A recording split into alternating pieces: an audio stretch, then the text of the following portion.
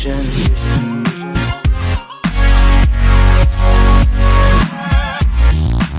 Anthony Scaramucci picked apart some of the facts in the bombshell book about President Trump's White House, arguing the commander-in-chief has the best emotional intelligence. The one-time White House communications director, making his rounds on the morning news shows, slammed comments longtime rival Steve Bannon made in Michael Wolff's new book, Fire and Fury, Inside the Trump White House. It's unclear what is true, honestly, and what isn't true, Scaramucci said Thursday on ABC News Good Morning America. People are saying things, it gets printed. It goes into a book like that or goes onto a website that's a tawdry website. Excerpts of the book, which comes out next week, were released Wednesday. The mooch denied a key claim in the book. Trump didn't actually want to become president. He dismissed the suggestion that soon-to-be First Lady Melania Trump was about to cry after Trump won on election night, and that Donald Trump Jr. said his father looked as if he had seen a ghost when the results came in.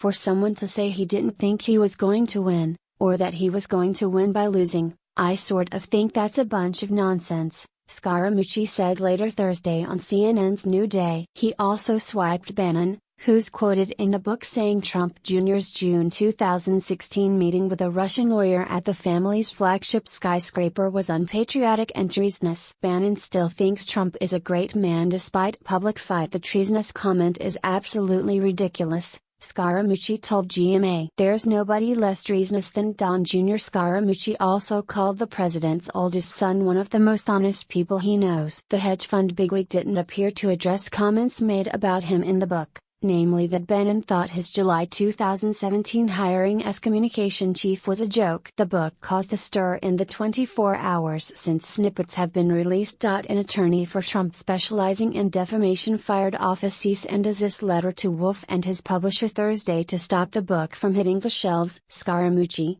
who worked on the Trump transition team, lasted 11 days at the White House before he was fired over a high-octane, profanity-laced phone call with a New Yorker reporter. He implied during the call that Bannon was self-serving, and suggested he performed a lewd act on himself. After he was axed, Scaramucci has continued to bash Bannon, who was nudged out as White House chief strategist in August. President Trump denounced Bannon in a harsh statement Thursday after details of the book came out. He said the right-wing strategist, who returned to his perch at Breitbart News, lost his mind after losing his White House gig. Kushner probed to get down deep in his st on Russia. Bannon. Scaramucci said Trump's bombastic denunciation showed he possessed the best emotional intelligence in terms of sizing and reading people. He suggested Trump only heaped praise on Bannon to keep the peace within a faction Republican Party. A lot of the infighting that plagued the Trump White House's early days was because of Bannon, the mooch said. The president said Bannon was a leaker, Scaramucci told ABC News.